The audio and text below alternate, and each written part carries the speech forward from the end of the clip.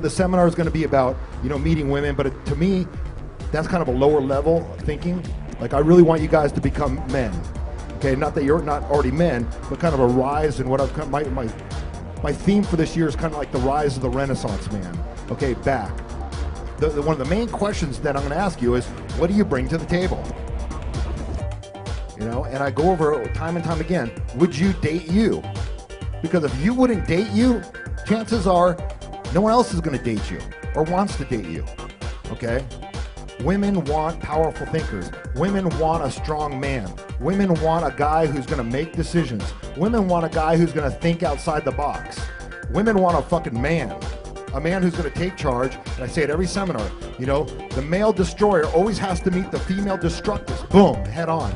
Because she wants to know that you are secure enough as a man to be able to step forward and to lay the law down and say, this is my world. She finds security in that. Once she finds security in that, then she can relax a little bit. Here's kind of a secret, and this is something that I came up with this year, and I haven't heard it anywhere else before, but I was kind of really thinking about what makes me attractive to women. And I was really thinking about it, and I kind of came up with this, and I valued it. And what I found is one of the secrets is I project her more beautifully than she can project on herself. So I envision her more beautifully than she is in envisioning herself. And that's where I start from. And when you start from there, then you get to enlighten them. You get to bring them to the next level. Because like I said, a lot of women are insecure. And when you can hold that light for them, they're gonna bond to it. So if you can hold them in a high light, then you can lead them to that. Your mind's gonna self-organize around it. Very powerful concept. Try to do that, because if you can see them more beautifully than they see themselves, they're gonna be that much more attracted to you, because that feels good to them. And you have to be honest about it too, okay? You can't really make that shit up. A lot of guys and women have argued this with me, but if a man is completely into his girl, 100%, and that's fine, I'm all about that. But if he's given up his passion, his work, his vision for her, then he's cutting himself off from his mission statement in life. When a man cuts off his own mission, his purpose in life, to give her all the attention, he's fucked the relationship. Okay? And a woman, when she sees a man passionate about what he does and his love and his involvement in it, she wants a little bit of that passion. So that's going to draw her closer to you. What do you think about guys when they're too nice and they try to bring things all to the table? And I've done this when I was a young kid, stuff like that. Like a guy, all of a sudden you meet him right there and he's bringing you flowers. Like, what's going through your minds when guys do that? I've already won and you're wasting my time. Okay. Like seriously, like I've already won. I mean, there's nothing more.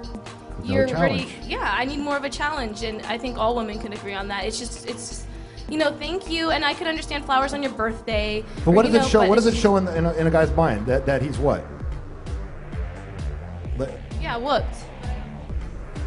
When you say bring flowers, are you talking about like after a first couple dates? Or are you talking No, I'm about? talking about like, you just met him and all of a sudden he's like sending you like texts, or he's bringing you like flowers, or he's like, hey, I got this for you. Oh yeah, that's too much. That's too much. In the beginning, yeah, it's like you're whooped. But I mean, I like getting flowers every now and then, but not right in the beginning, of course.